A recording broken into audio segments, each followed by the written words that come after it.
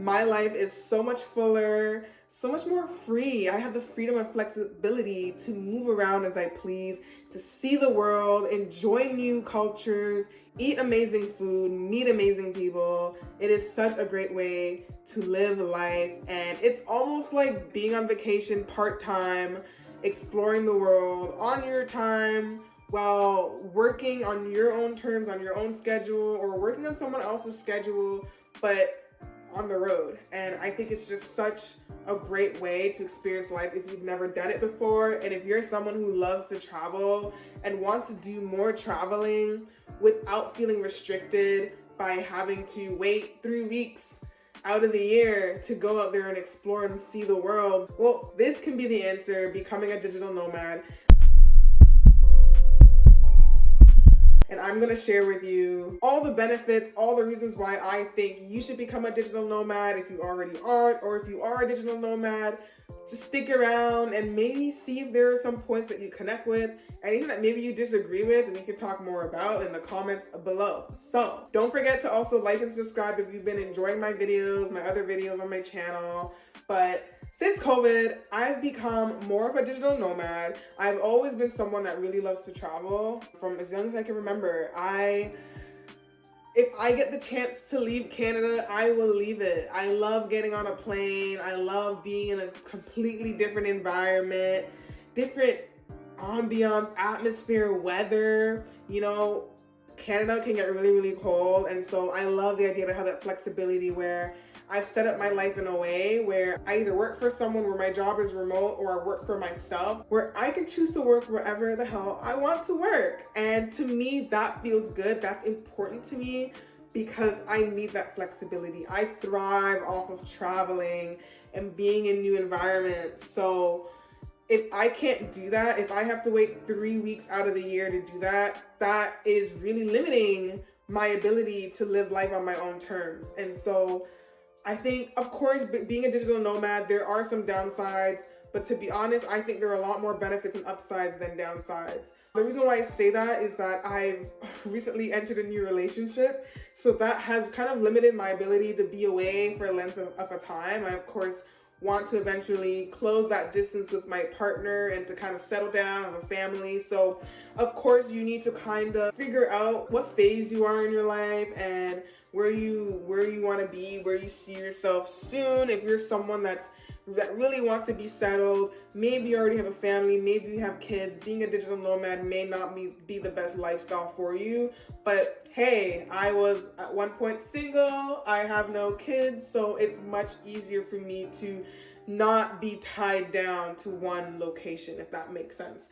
And if you're not tied down to one location and you want to travel more, then I definitely encourage you to figure out ways to find a job or start a business where you have that flexibility to now travel and work from wherever you want in the world. The benefits, one for me, is kind of just mentioned it, but not tying myself down. Why tie myself down to one location when I don't really want to be in this one location? Canada's amazing. It's beautiful. If you've never been, definitely come. But I'm a bit tired of my city. And I think I got the travel bug. I really got the travel bug when I did my first solo adventure to Australia in university, my last year of university. And I made so many friends. It was just so eye-opening to just be immersed in a different culture and way of life, and just things that I normally couldn't experience being in Toronto. I'm literally walking to campus and I'm seeing kangaroos grazing. Like, it was just, the nature was different, the animals were different, the type of activities that people engaged in were different. You know, things like surfing. I went surfing for my first time in Australia. These are things that you normally can't do in Canada. And so this is why I love to travel, because I get to have these new experiences that you normally wouldn't get if you didn't step outside and go and explore. So I never wanted to be tied down, and so far I've been to over 20 plus countries. Most of that has been recently as an adult, traveling on my own, but I've been to a couple places with my family growing up, specifically more so in the Caribbean. But as I've gotten older, after Australia, I've been to different cities within the States. I've been to Cuba, Mexico, New Zealand, Australia, Bali. A lot of them I did earlier on last year. So it's been a really fun time, and I'm still continuing to expand my bucket list of countries to visit. Second, I would say the benefits of being a digital nomad is that I've actually saved more money traveling by choosing to work in cheaper locations or even to stay with friends. So because I'm not tied down to one location, I don't have to deal with the exorbitant rent prices in Toronto. I don't have to live in Toronto. I don't have to work in Toronto. And I can find ways to work in places that the cost of living is much cheaper. I gave an example in another video about my cousin. So my cousin, she lived in Puerto Vallarta for some time, and I went to visit her. You can actually go and watch that vlog with me and her. And the apartment she rented, she did have a roommate, but she rented it for $200 a month. A month, crazy. Think about how much you could save if your rent literally got cut down by $1,000.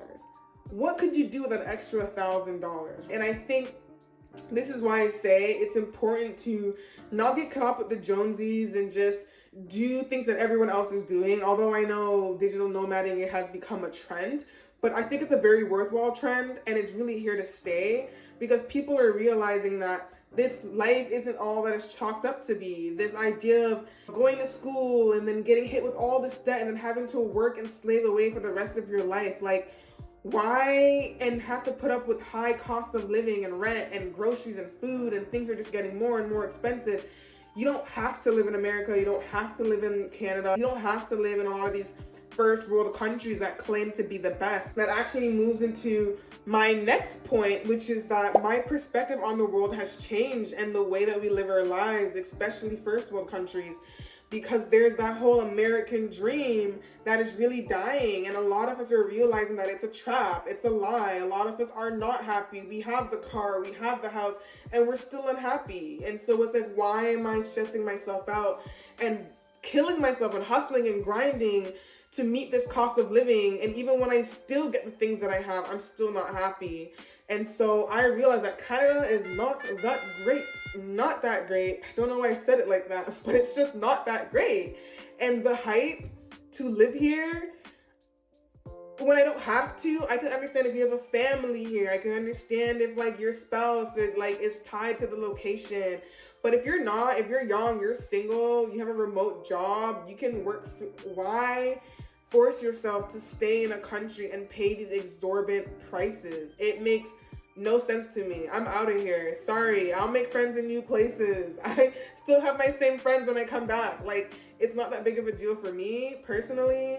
And I gain more by traveling and seeing the world. That fills me up. That fills me with joy. So this Western dream is a lie. There are trade-offs, but I think like, what is important to you? Yes, you can live in Mexico. Some people may argue like, well, the crime rate's there and like you maybe don't feel as safe, or healthcare. At the end of the day, I will always be a Canadian citizen. I can always come back to Canada and get my healthcare when I need it. I buy insurance when I travel.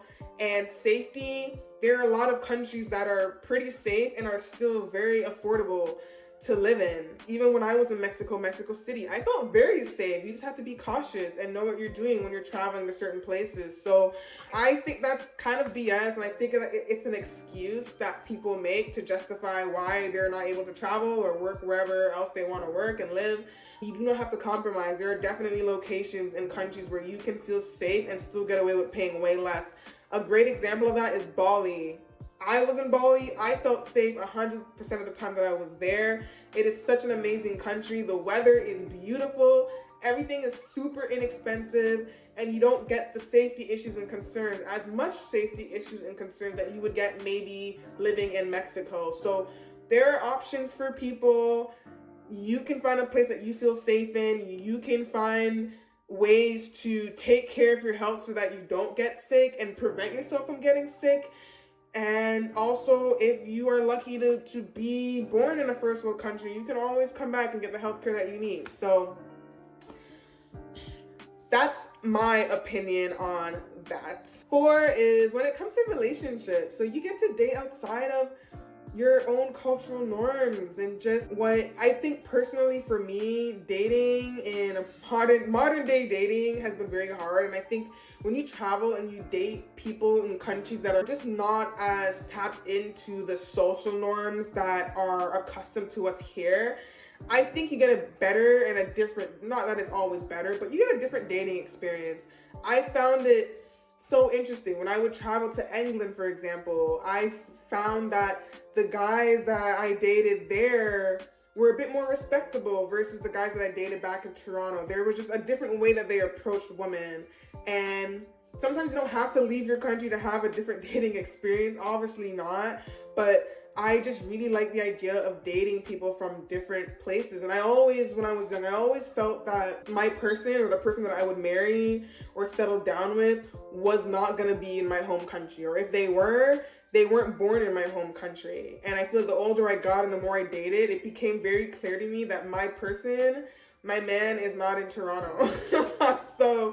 And my man isn't from Toronto. So I actually went on a trip, a little girls trip with my friends last January for my birthday. It was initially going to be a solo trip, and then I asked if anyone wanted to come, and my friends decided to join me. But I also took that time to go on some dating apps. I changed my location to New York, and I ended up matching with my current partner. So that is just to show you, traveling can open up so many opportunities and doors.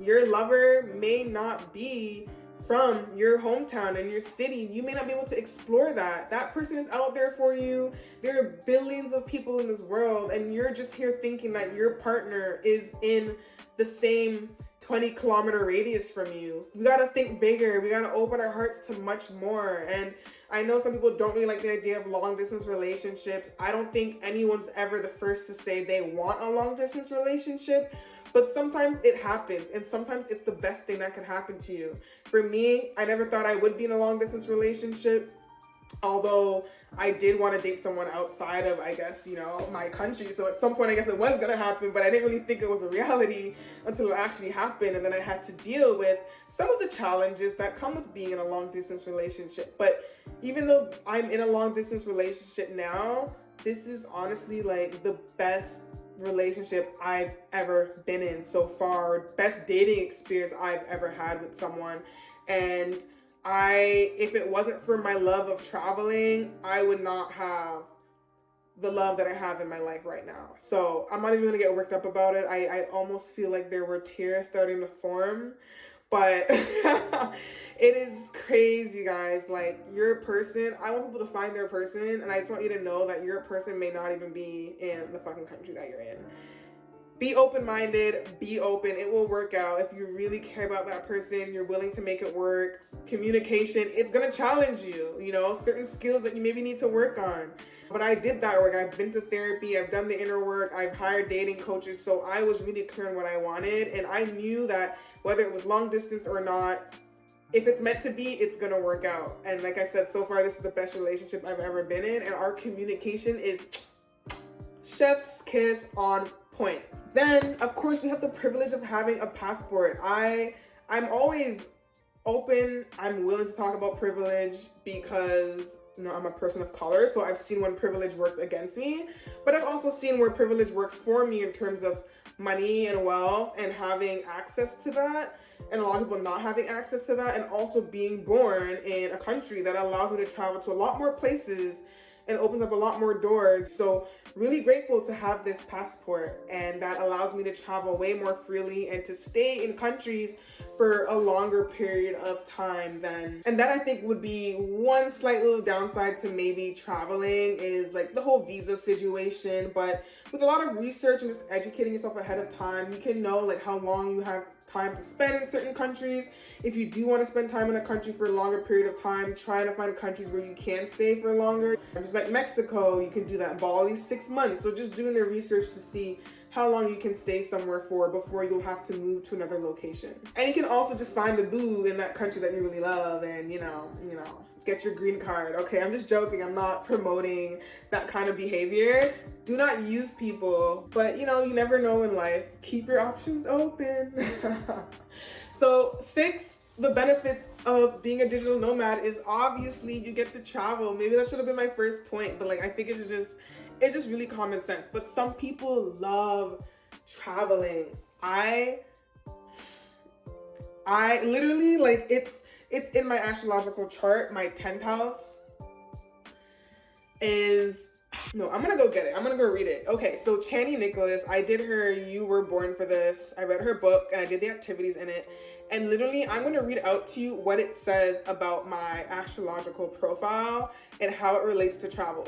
I'm not kidding you guys. When I say like I was born to travel, I cannot stay in one location for a very long time. That would kill me. Oh my goodness, just thinking about it, COVID was the worst time for me because I could not go anywhere, right? We couldn't go anywhere. We were so limited. And I realized when COVID hit, how depressed I was because I could not move freely. I couldn't travel the way I wanted to. And I actually, for the longest time, I didn't get vaccinated right away. And I think that was one of the reasons why I really did want to get vaccinated and why a lot of people eventually did, was because they realized how much it limited their ability to travel. So I'm gonna get her the worksheet. Ooh. And you know I have it on deck, okay? I have all the important stuff on deck. So where is it?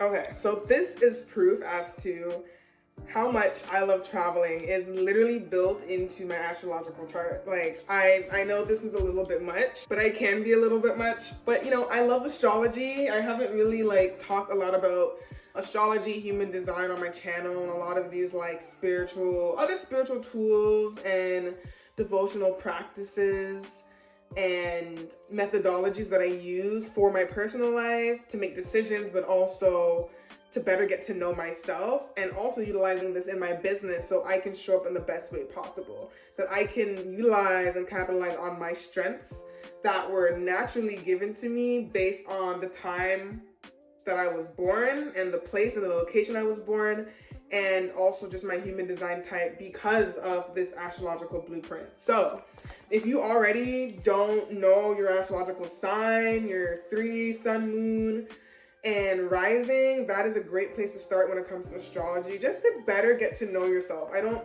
use astrology as a way to, I think a lot of people use astrology as a way to predict. They assign a very auspicious understanding and meaning of astrology, but I use astrology more so for personal insight into what qualities and strengths I possess because of the planets and the signs that are interacting with each other in my chart at any specific time, and also based on the time that I was born.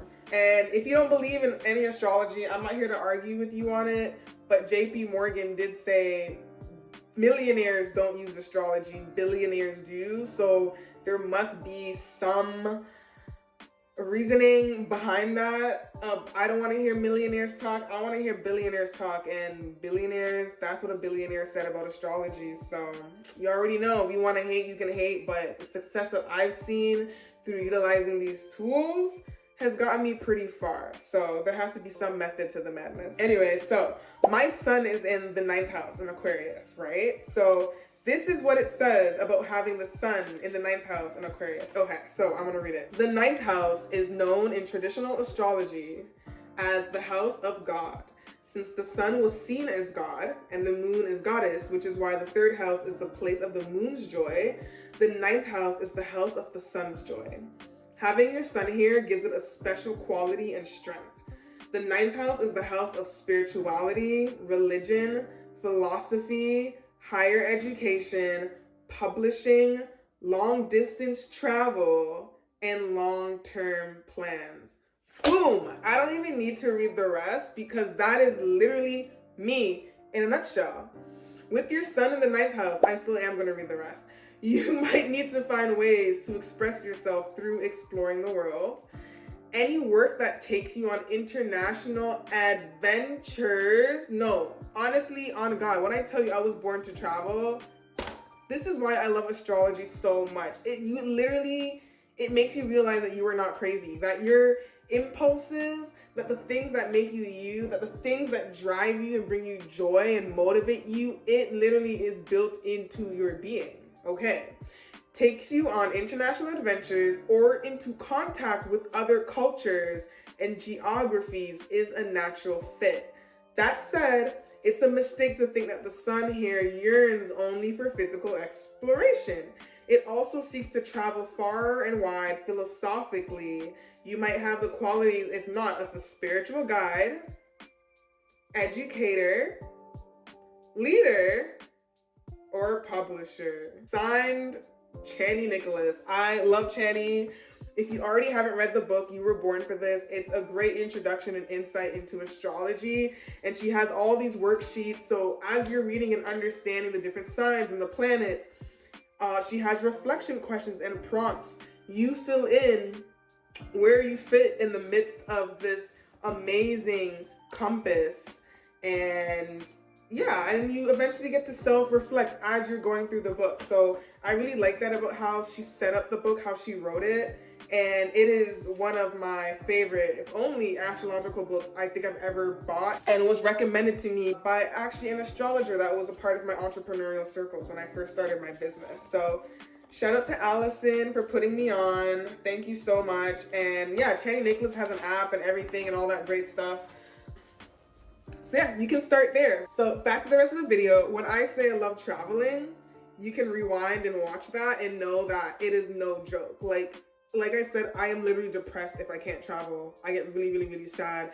But also it did mention like not just traveling physically, but philosophically. I'm a coach. I love to learn. I'm so curious. I love to understand the way the world works and take in different perspectives. And I know that is how I've known. I had that instinct that I'm supposed to educate others. I'm a teacher, I'm a leader. I never thought I would be, but here I am, and this is what feels so good to my soul. Helping people. The ones that are here, who have subscribed, who are watching my channel, are gonna benefit so much from just being here and watching my videos and taking something from my videos every single time. Last but not least, the great thing about being a digital nomad is that you don't have to have a business. I think in the past, people, mainly the people that were able to live a digital nomad life, were freelancers, contractors, or they had their own business, so they were able to schedule things on their own time and they can work from anywhere.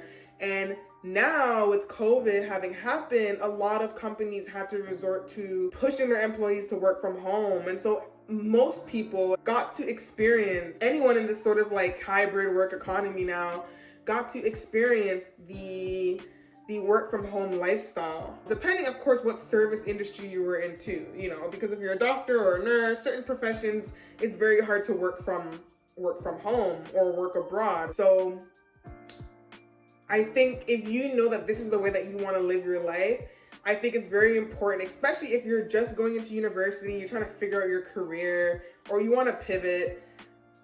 Like I said again, you need to know yourself. How do you want to live your life? And I earlier on realized, especially with COVID, just how much I loved working from home. And I knew moving forward, there was no way I was going to work for an employer that was not fully remote. I need fully remote. I'm not even talking hybrid, because hybrid still limits me to some extent. So, but that is what works for me. Some people, they hate working from home and that just doesn't work for them. Or even just, some people just don't love traveling that much. They don't care to travel. So you need to figure out what works for you. What type of person do you want to be? How do you want to live your life? You have one life to live. How are you going to live it? I'm not going to allow anyone to tell me no and set boundaries or create boundaries in my own life in order to do it. So I don't want to be that person that waits till the end of the year to take their 3 weeks off and then go on this vacation. So I love the idea of having this semi-permanent vacation and the ability to work for someone. Now there are jobs where you can work from anywhere in the world as long as you get the job done and the work done, and I totally agree with that. The only difficulties with that is that you still don't get to explore as much as you'd want to during the week because you're still working on someone else's schedule. That's just the slight difference between being a digital nomad that's working for someone versus being a digital nomad that's working for themselves. If I'm working for myself through my business, I can decide when I want to work. I can decide to take Monday off and go do a tourist activity versus if you are working for someone, you have to be there 9 to 5 and you probably only have the evenings to kind of explore. Or what I would do in most cases is wait till the weekend and I would plan a lot of my tourist activities then. It was definitely a bit harder to do more fun things and activities during the work week because even if you can do it, you're still a bit tired, you have work the next morning, so there's still some limitations, but it's still better than nothing. It's better than not being able to travel and see the world at all within a shorter time frame. So overall, that is my reason for why I believe digital nomading was one of the best decisions I ever made, and I probably will forever be a digital nomad up until a certain point where maybe I'm ready to settle down, have a family. But right now I'm in a place where I still have that freedom to move around as I please, and I'm gonna capitalize on that and enjoy it as much as possible for as long as possible. And maybe eventually I might have to dial it down a bit, but then it's like a dial. You can always dial it up, you can always dial it down. So I'm really excited to continue digital nomading. My plans for this year is actually mainly to explore more of Canada because this is the country that I was born in, and I feel like I haven't seen that many provinces. I haven't traveled to Alberta or Vancouver, Nova Scotia, East and the West Coast. A lot of it has just been like Montreal, Ottawa, like more in the central regions of Canada. So I want to do a lot more exploring and strategically too, because I want to buy an investment property. That has been one of my goals for the longest time, and I had the goal to buy something during COVID, and then my plans kind of went south, and then finances, so I took my gap year. So I'm kind of like rebuilding my finances to a place where I feel secure again to invest in something. So that is really like one of my biggest goals for this year. Before ending my 20s, that would be one of the biggest accomplishments, having my own space, having my own property, and somewhere I can go away from when I come back home, staying with friends or family all the time, really having my own space that I can come back to when I feel like it, but also when I'm not there, I can be renting it out and making an income from it. So I want to travel more of Canada to see where I want to like set roots down, and especially me being in a long-term relationship, at some point I want to close that distance and have some stability. So having a place that can be my future forever home and a home to raise my kids in is going to be really important. So I'm setting out to explore more of Calgary in a couple weeks of me recording this video. I may already be there by the time you watch it, but I want to be exploring more of Calgary, Vancouver, the West Coast. I just feel such a pull towards that side of the map here in North America. So I really want to explore it more, and like what better time, what better season to do that. I'm a digital nomad, there's no restrictions. So yeah, like in a way I'm still close to home because I'm still in the same country as my friends and my family, just a little bit of a distance away from them, and I'm used to the distance anyways. So yeah, I'm really excited, and I really encourage you, if you're someone that loves to travel, if you're someone that wants more flexibility in your ability to work and travel, try being a digital nomad. It's okay. I know it might be hard for some people who have never been away from their parents or friends, family for a while, but take short trips. They don't have to be very often. You can try a solo trip before deciding whether you want to find a fully remote job and commit to the digital nomad lifestyle. I know when I took my first solo trip, it was such an expansive experience. I learned so much about myself. I realized that I actually can make friends. It's actually not that hard, and you're just being yourself. You will naturally attract the people that are for you, and the way that you look at the world will just be so much more different. You'll be less afraid of the world. You'll have more of an open heart towards your dreams and your desires, and know that it's possible because you will meet so many people that are accomplishing theirs. So I really urge you, I really encourage you, and I really hope to hear stories from you. If you want to share in the comments below where you traveled, where you're planning to travel. If you are a digital nomad, if you want to become a digital nomad and have more flexibility in the way that you live your life on your terms while traveling, getting to see the world, let me know. Let me know. Maybe we can travel somewhere together. I'll see you guys in the next video. Don't forget to like and subscribe. Bye.